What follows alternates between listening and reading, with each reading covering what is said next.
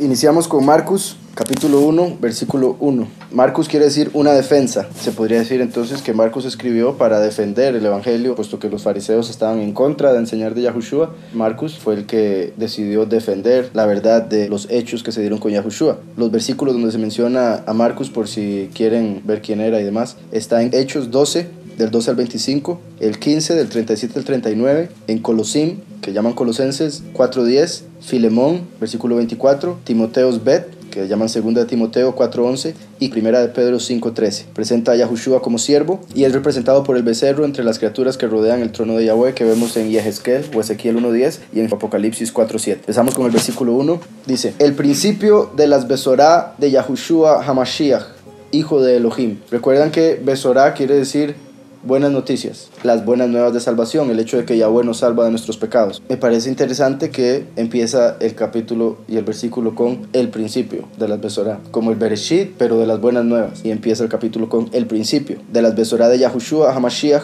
hijo de Elohim, como está escrito por los Nabim. Nabim es lo que traducen como profetas, quiere decir portavoz. Es otra palabra que, como hemos hablado, es una palabra griega, mientras que en el hebreo es Nabim. Entonces, como está escrito por los Nabim, refiriéndose al libro de Shemot 23:20, Ishayahu 4:3 y Malaquías 3:1, dice: como está escrito por los Nabim, he aquí yo envío mi malach. Malach es lo que traducen como ángel. Ángel es una palabra griega. Ángelos. Como toda la escritura fue escrita en hebreo y después la tradujeron al griego, hemos decidido apegarnos al hebreo, que es el original. En hebreo es malach y quiere decir mensajero. Entonces dice: he aquí yo envío mi malach y preparará el camino ante mi rostro. Voz clamando en el desierto: preparad el camino de Yahweh, nivelad en el desierto una senda para nuestro Elohim. Preparad el camino de Yahweh. Vea que habla de el camino y de una senda, que eso es como hacer alusión al primero y al último, haciendo referencia a las dos venidas de Mashiach como Kohen Gadol y como Melech, o rey, por los Goyim y por los Yisraelim. Yahushua vino y dijo: yo soy el camino, la verdad y la vida. Nadie viene al Padre si no es por mí. Y es por eso que el nombre de esta congregación es el Camino de Yahweh, que es Yahushua, nuestro Salvador y Soberano. En un desierto no hay caminos. De hecho, fue por eso que Yahweh los sacó de Egipto y los llevó al desierto y ahí les dio la Torá, porque representaba el hecho de que Yahweh estaba dando la Torá para el mundo entero, no específicamente para una nación o para un lugar, sino para el mundo entero, y por eso lo hizo en el desierto, entre otras cosas. Pero después habla de una senda, y la senda es como hablando de el último, que es como una senda en el desierto, donde está en el final de los tiempos el mundo entero, puesto que recuerden que desde que Yahushua se fue, hemos estado 40 jubileos esperándole, así como desde que Moshe sacó a Israel de Egipto, esperaron 40 años dando vueltas en el desierto hasta entrar en la tierra prometida a través de la mano de Yahushua, hijo de Nun, ¿verdad? A quien llaman Josué. Y entraron en 3 días, igual que Yahushua murió y resucitó a los 3 días para meternos en la tierra prometida, espiritualmente hablando.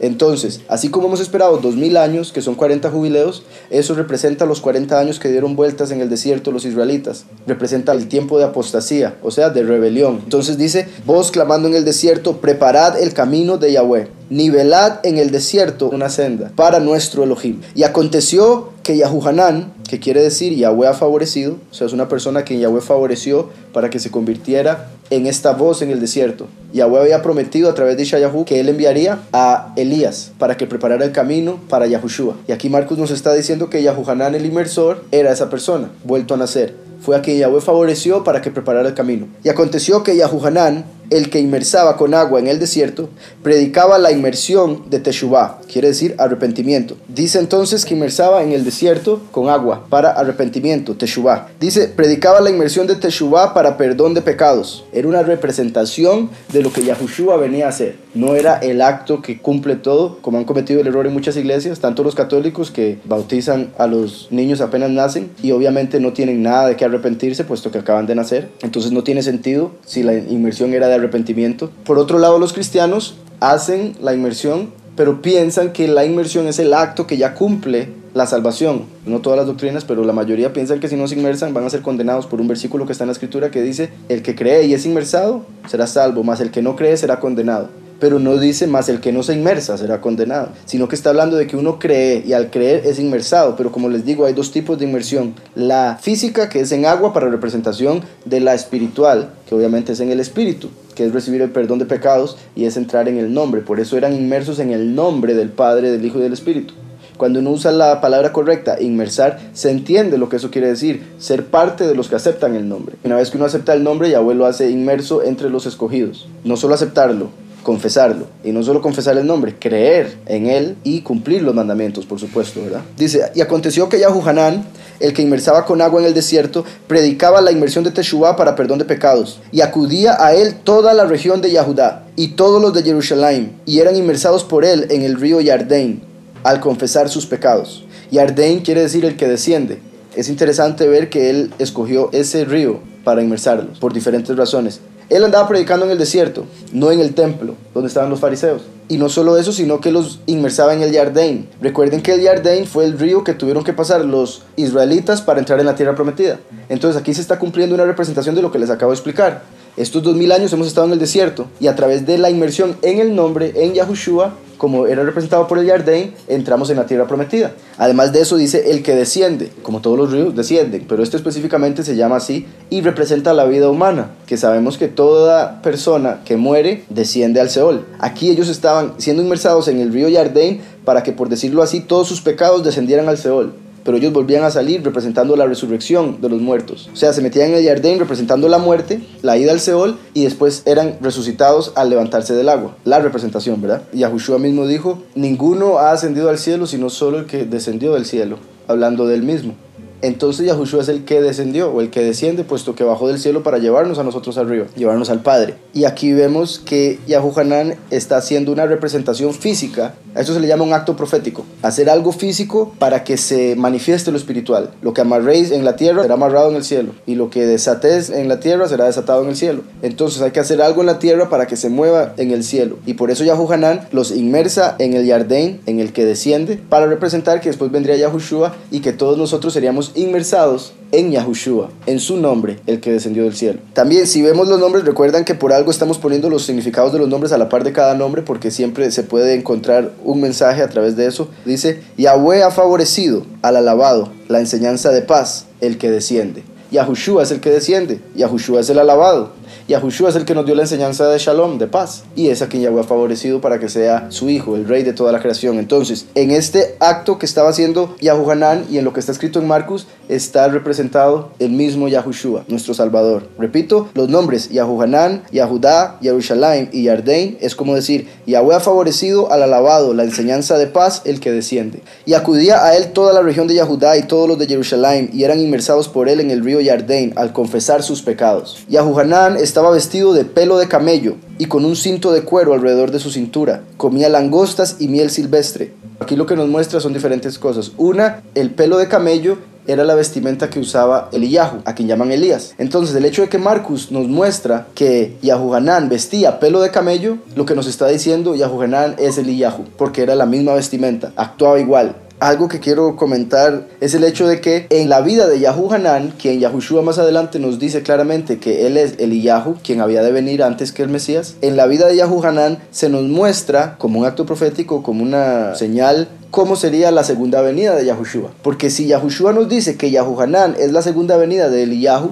la gente estaba esperando a Eliyahu bajando del cielo, porque subió al cielo en un carro de fuego y no murió. Entonces, cuando la gente se les dijo que Eliyahu tenía que venir antes que Mashiach, todo el mundo estaba esperando que Eliyahu bajara del cielo, así como se fue. Pero vemos que Yahuhanán nació de una mujer, Elizabeth, y ella estuvo embarazada 9 meses hasta que nació, creció como cualquier persona, se vistió de pelo de camello y fue a predicar. Yahushua nos dice, si lo pueden creer, es Eliyahu. Muchos de fijo no lo creyeron. Eso es un ejemplo perfecto de la segunda venida de Mashiach, porque así como Yahushua ascendió al cielo, parecido a Eliyahu, pero en una nube al cielo, la gente está esperando que la segunda venida sea idéntica, que baje del cielo. Mientras que, repito, en la segunda venida de Eliyahu vemos la segunda venida de Yahushua. Tiene que nacer de una persona. Tiene que nacer igual que Yahuhanán tuvo que nacer. Y era la segunda venida de Eliyahu. Y eso es la venida del último. Y por eso es que el primero y el último son en sí dos cuerpos diferentes, dos personas diferentes, pero son la persona de Yahweh, puesto que Yahweh fue el que dijo, yo soy el primero y yo soy el último. Yahweh como el primero es Yahushua. Yahweh como el último es el testigo como Moshe. Y por eso es también que está escrito que Yahushua se sentó a la derecha del Padre hasta que Yahweh ponga a sus enemigos por estrado de sus pies. O sea, Yahushua está en el cielo hasta que el último venga y termine con los enemigos de Yahushua a través de su nombre y caigan en la tierra, que eso es cuando Lucifer cae a la tierra. Entonces, dice, Yahuhanán estaba vestido de pelo de camello. Eso aparece en Melahim Bet o Segunda de Reyes 1:8. Voy a leer desde el versículo 7 de Segunda de Reyes. Entonces el rey les preguntó: ¿cómo era el hombre que encontrasteis? Y os dijo tales palabras: uno que tenía vestido de pelo y un cinturón de cuero ceñido a su cintura. Respondieron ellos: es Eliyahu, el tisbita, exclamó el rey. Entonces el rey pregunta: ¿quién fue el que dijo esas cosas? Y le dicen: uno vestido de pelo. Y el rey inmediatamente sabe que es Eliyahu. O sea, era algo particular de Eliyahu. Por eso es que Marcos aquí nos dice: y Yahuhanán se vestía de pelo, para que nosotros, igual que el rey, inmediatamente entendamos: es Eliyahu. Dice entonces: Yahuhanán estaba vestido de pelo de camello y con un cinto de cuero alrededor de su cintura, igual que Eliyahu. Comía langostas y miel silvestre. En Baikra 11:22 es donde aparece que sí se podía comer langostas. O sea, en Levítico 11:22 aparece el tipo de langostas que Yahweh permitía que se comieran. Y por eso aquí aparece que él andaba comiendo langostas y miel. La miel representa la Torá y las langostas representan plagas. Podemos ver también, siento yo, en el tipo de comida que tenía la misión de Yahuhanán, que era traer arrepentimiento. Normalmente las plagas, cuando le caen a una persona, hacen que se arrepienta a la fuerza. Yahweh lamentablemente notó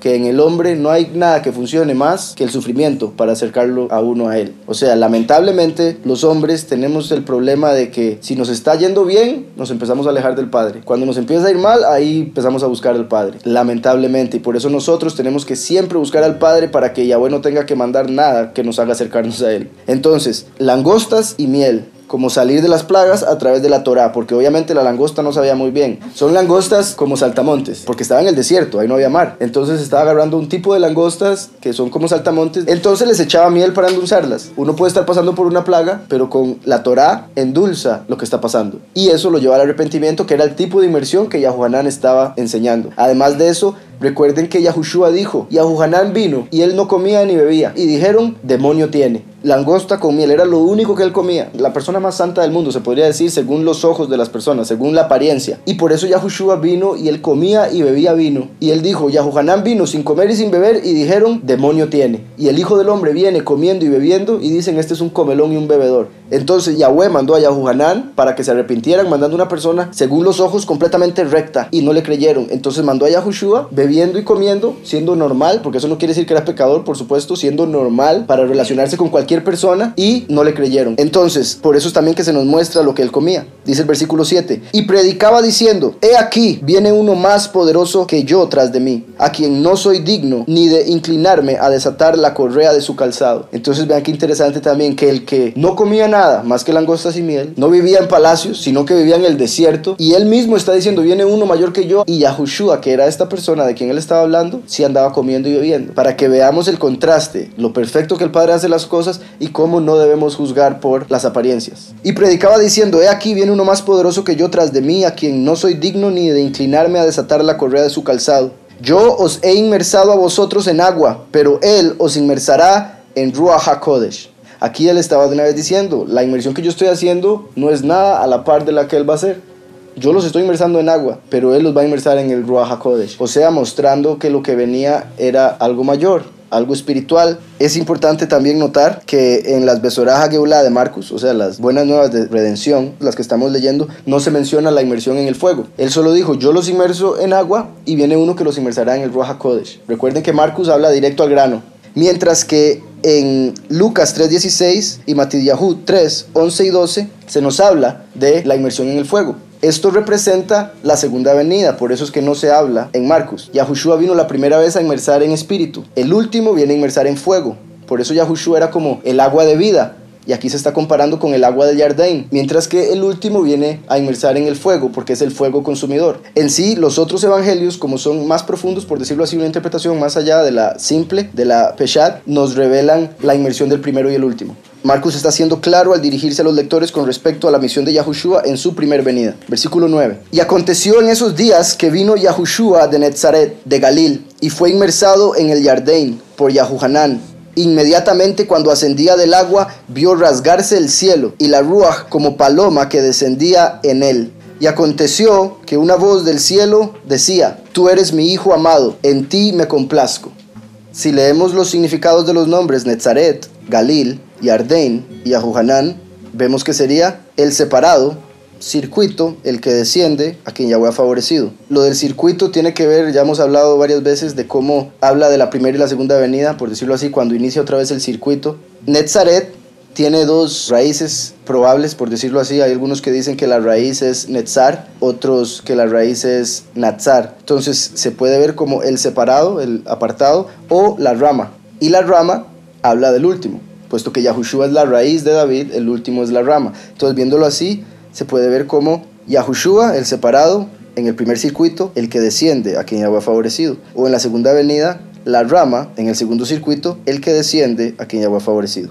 Entonces dice, y aconteció que una voz del cielo decía, tú eres mi hijo amado, en ti me complazco. Esto lo vemos también en los otros evangelios. Es interesante, lo vamos a ver más adelante, que en este acontecimiento que se dio en el desierto durante las inmersiones de Yahuhanán, Yahweh se refiere a Yahushua como su hijo amado en quien tiene complacencia, representando como el primero vino y no cometió ningún pecado, por ende Yahweh se complace en él, porque es completamente apartado, puro, limpio. La inmersión de Yahushua en el Jardín representa la primera venida. La segunda venida es representada por lo que se conoce como la transfiguración. Es un evento muy parecido en el cual él llevó a Pedro, Kifá, a Yahuhanán o Juan y a Jacob y se transfiguró enfrente de ellos y se puso Moshe y Eliyahu a la par. Eso representa la segunda venida y ahí Yahweh dijo, este es mi hijo amado, a él oíd. En la transfiguración se dijo algo muy parecido, pero cambia en la segunda porción de lo que Yahweh dijo. En la inmersión representa la primera venida y Yahweh dice, este es mi hijo amado en quien tengo complacencia, por el hecho de que Yahushua nunca pecó.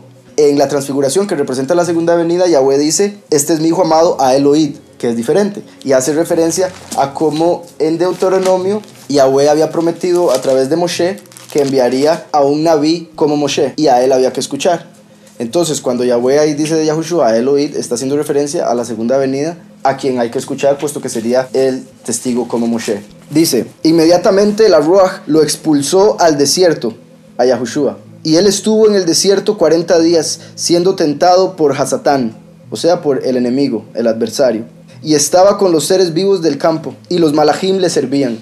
Entonces, Yahushua, después de haber sido inmersado, el Espíritu lo llevó al desierto. Estuvo ahí 40 días, representando los 40 años de Israel en el desierto, representando los 40 días del primero de Elul hasta el juicio de Yom Kippur, representando el diluvio que duró 40 días, la lluvia en sí, los 40 días que duró Moshe en el cielo. Eso representa purificación, por decirlo así, por eso la gente hace cuarentenas. Entonces, y ahí estando en el desierto, fue donde Satanás se le apareció para tentarlo. Él estaba con los animales del campo y además de eso los malachim le servían. Dice el versículo 14, después que encarcelaron a Yahuhanán, vino Yahushua a Galil, predicando las Besorá Hamalhut de Yahweh. Esto quiere decir las buenas nuevas del reino. Después que encarcelaron a Yahuhanán, vino Yahushua a Galil predicando las Besorá Hamalhut de Yahweh. Y decía, se ha cumplido el tiempo determinado y se ha acercado el reino de Yahweh. Hagan teshuvá y tened emuná en las Besorá. O sea, arrepiéntanse y tengan, como dicen hoy en día, fe en las buenas nuevas. Y pasando junto al mar de Galil, vio a Shimón y a Andreas, hermano de Shimón, que echaban la red en el mar, porque eran pescadores. Y les dijo Yahushua, venid detrás mío, y yo haré que seáis pescadores de hombres. Shimón quiere decir escuchado, otra raíz también es enemigo. El mismo Yahushua le dijo a Pedro, Satanás, porque ahí se estaba comportando según la naturaleza de su nombre con la raíz de enemigo y no según la naturaleza de su nombre con la raíz de escuchado. Por eso es que, entre otras cosas, Yahushua le cambia el nombre a Shimón, se lo cambia a Pedro o Kifá, piedra. Dice, y les dijo Yahushua, venid detrás mío y yo haré que seáis pescadores de hombres. Y al instante, dejando sus redes, lo siguieron. Y pasando de ahí un poco más adelante, vio a Jacob, hijo de Zebdí, y a Yahuhanán, su hermano, que estaban en la barca remendando las redes. Y enseguida los llamó. Y dejando a su padre Zebdí en la barca con los empleados, fueron tras él. Quiero hacer un paréntesis para leer los significados de los nombres seguidos a partir de Shimón. El escuchado, varonil, suplantador, el regalo, a quien Yahweh ha favorecido. El último es como Jacob, así como Yahushua es como Isaac. Abraham tuvo que ir a sacrificar a Isaac. Yahweh lo detuvo porque dijo, yo mismo voy a poner a mi hijo. El mismo Abraham dijo, Yahweh proveerá un cordero, y por eso Yahushua es llamado el cordero de Yahweh. Isaac representa a Yahushua. Isaac tuvo a Jacob, que representa al último. Así como Jacob era el padre de las 12 tribus, el último va a ser el padre espiritual de las 12 tribus, los 144,000 escogidos. Entonces, el último es como Jacob, y Jacob quiere decir suplantador, por el hecho de que es el que va a suplantar a Lucifer. Con eso entendido se puede decir el significado de estos nombres: el escuchado, varonil, el suplantador, regalo, a quien Yahweh ha favorecido. algo que estamos viendo aquí, es que en el Antiguo Testamento se habla de la segunda venida claramente, pero de la primera venida en secreto. Entonces, por eso es que cuando la primera venida se dio, los fariseos no entendieron, porque ellos esperaban que se diera la segunda venida, porque la segunda venida es la que está clara en el Antiguo Testamento. Entonces, cuando vino la primera vez, los fariseos no le reconocieron porque estaban esperando al último. En el Nuevo Testamento sucede lo contrario. En el Nuevo Testamento se habla de la primera venida claramente y en secreto la segunda venida. Y por eso se va a dar lo mismo. Cuando venga la segunda venida, van a esperar al primero, sin saber que el que viene es el último. Y como dice ese dicho, que la primera vez esperaban a un león y vino como cordero. La segunda venida esperan a un cordero y va a venir como león. Y ellos entraron en Cafarnaum, e inmediatamente en Shabbat él entró en la sinagoga y enseñaba. Y ellos se asombraban de aquella Torá. Torá quiere decir enseñanza o instrucción. Entonces Yahushua, según la gente de ese momento, estaba trayendo una doctrina nueva, cuando en realidad era la verdadera, era la de siempre. Pero como los fariseos nunca habían sabido cómo enseñarlo, cuando Yahushua vino y enseñó la verdad, todo el mundo decía que es esta nueva doctrina. En hebreo, que es esta Torá, como diciendo, es la misma Torá, pero la está enseñando diferente. Y ellos se asombraban de aquella Torá, porque les enseñaba como quien tiene autoridad y no como los escribas. Y en ese momento había en la sinagoga de ellos un hombre con ruaj impuro que gritó diciendo: ¿qué tienes con nosotros, Yahushua de Nazaret? ¿Has venido a destruirnos? Yo sé quién eres tú, el Kadosh de Elohim. Dice, y reprendiéndolo Yahushua decía: haz silencio y sal de él. Sacudiéndolo el ruaj impuro, con un grito fuerte salió de él. Y asombrados todos ellos se preguntaban entre sí diciendo: ¿quién es él? ¿Qué nueva Torá es esta? Que con poder ordena a Rujot impuros y le obedecen. Rujot es el plural de Ruach. Y se difundió su fama inmediatamente en todas partes, incluso en todos los alrededores de Galil. Enseguida, al salir de la sinagoga, fueron a casa de Shimón y Andreas, con Jacob y Yahuhanán. La suegra de Shimón estaba acostada con fiebre, y de inmediato le hablaron de ella. Vino y levantándola la sostuvo de su mano. Se le pasó la fiebre y lo servía. Aconteció al anochecer, cuando se puso el sol, trajeron a él a todos los que tenían enfermedades y eran poseídos por Shedim. Shedim son demonios. Espíritus impuros y Shedim son dos cosas diferentes. Recuerdan que hay ángeles caídos, que son los que están bajo Lucifer. Ángeles caídos, como los que bajaron y tuvieron relaciones con las mujeres y dieron a luz los Nefelim, los caídos. Cuando murieron los Nefelim o gigantes de Génesis 6, el castigo que se les dio fue que sus espíritus quedarían en la tierra como Rujot impuros o espíritus impuros. Entonces, ángeles caídos son los que están bajo Lucifer. Rujot impuros son los que salieron de los Nefelim. Y demonios o Shedim son los que están bajo Samael. Dice, aconteció al anochecer, cuando se puso el sol, trajeron a él a todos los que tenían enfermedades y eran poseídos por Shedim. Y estaba toda la ciudad reunida a la puerta, y sanó a muchos enfermos que padecían de diversos males. Muchos Shedim echó fuera, y no dejaba hablar a los Shedim, porque lo conocían. Entonces, repito, vean cómo él se encargaba de que no se diera a conocer quién él es. Aun cuando los demonios reconocían, porque tienen una vista más allá que la nuestra, los demonios ven el lado espiritual y por ende veían a Yahushua en su estima, no veían el cuerpo que lo cubría, no veían el velo, sino que veían la estima de Yahushua, lo reconocían y lo trataban de dar a conocer, pero Yahushua los callaba con la autoridad que tiene. Dice entonces, versículo 35, y temprano, aún oscuro, mucho antes del amanecer, salió y se fue a un lugar desértico, ahí oraba, y lo siguió Shimón y aquellos con él, y hallándolo le dijeron: todos te buscan. Y él dijo a ellos: vamos a otro lugar, a las ciudades de alrededor, para que también predique ahí, ya que para esto vine. Y vino predicando en las sinagogas de ellos en toda Galil y echaba fuera a los Shedim. Vino a él un leproso buscándole, y arrodillándose le dijo: si quieres, puedes limpiarme. Y Yahushua con compasión estiró la mano, lo tocó y le dijo: quiero, sé limpio. Los leprosos tenían un lugar para vivir, para que no estuvieran cerca del pueblo. Cuando venían caminando, si venía alguien y se les iba a acercar, ellos tenían que gritar: leproso, leproso, para que la persona supiera y no se le acercara. Y esto en realidad es una enfermedad que representa impureza. En este caso vemos cómo el leproso se le acerca a Yahushua buscándole y arrodillándose. Le dijo: si quieres puedes limpiarme. Imagínense la emuná, la fe de este leproso. Él sabía claramente que Yahushua le podía sanar, tenía toda la emuná. Lo que no sabía era si quería, si se le permitía del Padre hacerlo, puesto que, como les digo, un leproso entiende que tiene un pecado por el cual le cayó la lepra. Se acerca a Yahushua y dice: si quieres, puedes limpiarme. Y Yahushua, bendito sea su nombre, qué poder y qué misericordia, que lo que le dice es: sí quiero, sé limpio. No le pone peros. Aquí vemos la misericordia del Padre y la razón por la que Yahweh mandó a Yahushua. Yahweh no quiere condenar al mundo, que sería dejarle la lepra. Yahweh quiere salvar al mundo a través de su Hijo. Quiero, sé limpio. Lo dijo e inmediatamente salió de él la lepra y fue limpio.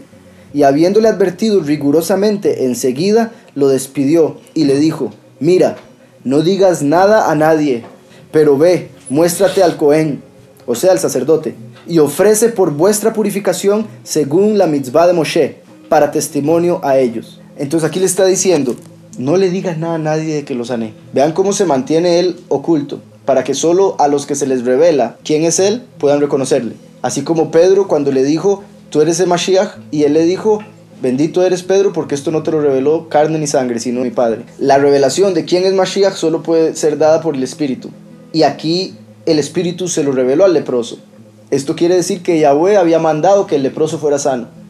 Le dio la revelación de quién era Yahushua, entonces el leproso actuó y fue a pedir la sanación. Esto también nos muestra cómo nosotros debemos actuar, no solo esperar. En el sentido de que Yahweh quería sanarle, entonces le reveló quién era Yahushua, en vez de sanarlo inmediatamente.